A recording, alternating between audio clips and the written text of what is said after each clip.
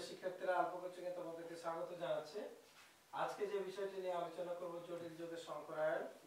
এই সংকরায়নটা তোমরা কিভাবে সহজে তোমরা বের করতে পারো সেটা নিয়ে আমরা আলোচনা করব। এখানে একটি জটিল যৌগ দেখতে পাচ্ছ তোমরা, যে হেক্সাসায়ানো, অর্থাৎ এখানে যেহেতু ক্যাটায়ন যুক্ত, এটি একটি জটিল যৌগ, তাই এখানে তোমাদেরকে প্রথমে যেটা বলতে হবে যে ক্যাটায়নের নাম বলতে হবে। যেমন সোডিয়াম হেক্সাসায়ানো ফেরেট, অর্থাৎ ফেরেট এখানে সেটা জারণ সংখ্যা উল্লেখ করতে হবে। এখানে জারণ সংখ্যা 2, তাই ফেরেট 2 লিখতে হবে। এখানে সংকরায়নটা, আজকে নামকরণের পর্বটা তো আগে চলে গেছে। আজকে যে বিষয়টা আলোচনা করব যে এটা সংকরায়ন তোমরা কিভাবে করবে। এখানে দেখতে পাচ্ছ s অরবিটালে 2টি ইলেকট্রন আছে এবং d অরবিটালে 6টি ইলেকট্রন আছে।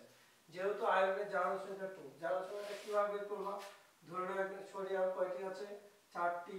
4 প্লাস আয়রনের জারণ সংখ্যা বের করব, ধরে নাও x মাইনাস এখানে হচ্ছে সাইনো 6। তাহলে এখানে দেখতে পাচ্ছি আমরা x এর জারণ সংখ্যা হচ্ছে x মানে +2, অর্থাৎ আয়রনের জারণ সংখ্যা হচ্ছে +2।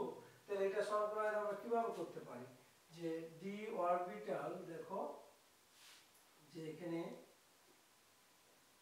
d অরবিটালে কয়টি ইলেকট্রন আছে? 6টি ইলেকট্রন আছে। অর্থাৎ আমরা একটি, তারপর s অরবিটাল, p অরবিটাল, আগে একটি করে ইলেকট্রন দিয়ে দাও, 5টি ইলেকট্রন এবং এখানে একটি ইলেকট্রন। s অরবিটালে 2টি ইলেকট্রন আছে। এখন দেখো, যখন সে 2টি ইলেকট্রন তার জারণ সংখ্যা 2 হয়, 2টি ইলেকট্রন সে শেয়ার করে জটিল যৌগ গঠনের সময়, তখন তার অরবিটালে কি ঘটে দেখো, অর্থাৎ লিগ্যান্ড তাকে কম্প্রেস করে। কম্প্রেস যখন করে তখন প্রতিটি অরবিটালে 2টি করে ইলেকট্রন চলে আসে। তখন অরবিটাল গুলো, প্রতিটি অরবিটাল 2টি করে চলে আসবে, 4টি, এখানে 2টি চলে আসবে, অর্থাৎ এখানে মোট আমাদের ইলেকট্রন আছে মোট কয়টি? 6টি। তাহলে এখানে দেখো যে 6টি ইলেকট্রন অলরেডি চলে আসছে। এখানে যে 2টি ইলেকট্রন ছিল, সেই 2টা ইলেকট্রন কিন্তু এখানে সে ত্যাগ করে দিয়েছে। তাহলে তারপরে আমরা এখানে দেখতে পাচ্ছি যে এগুলো আমাদের এখন খালি। তাহলে যদি খালি হয় তাহলে আমাদেরকে কি করতে হবে? তাহলে যখন খালি হবে তখন সেগুলোতে লিগ্যান্ড বসবে। তাহলে লিগ্যান্ড বসলে আমাদের কি ঘটবে বলো? এখানে একটা লিগ্যান্ড চলে আসবে, এখানে একটা লিগ্যান্ড চলে আসবে, এখানে একটা লিগ্যান্ড চলে আসবে। লিগ্যান্ড আমাদের মোট কয়টা আছে এখানে বলো তো? 6টা। 3, 4, 5 এবং 6। এখন দেখো যে d অরবিটালে কয়টি লিগ্যান্ড আছে? 2টি। s অরবিটালে কয়টি? 1টি। এবং p অরবিটালে কয়টি? অর্থাৎ 3টি। তাহলে আমরা এই জটিল যৌগের সংকরায়ন বলতে পারি d2sp3। অনুরূপভাবে তুমি যদি এই জটিল যৌগের তুমি সংকরায়নটা বের করো, তাহলে এখানে দেখো যে d অরবিটালে কয়টি ইলেকট্রন রয়েছে? 8টা ইলেকট্রন। যদি তারা কম্প্রেস করে তাহলে কি সৃষ্টি করছে সেই বিষয়টা দেখো। তাহলে 2টি করে ইলেকট্রন দিয়ে দাও, 2টি করে ইলেকট্রন দিয়ে দিয়েছো। এবং এখানে দেখো তো কয়টি এখানে লিগ্যান্ড আছে? 4টি। তাহলে 4টি লিগ্যান্ড তুমি এখানে বসিয়ে দাও।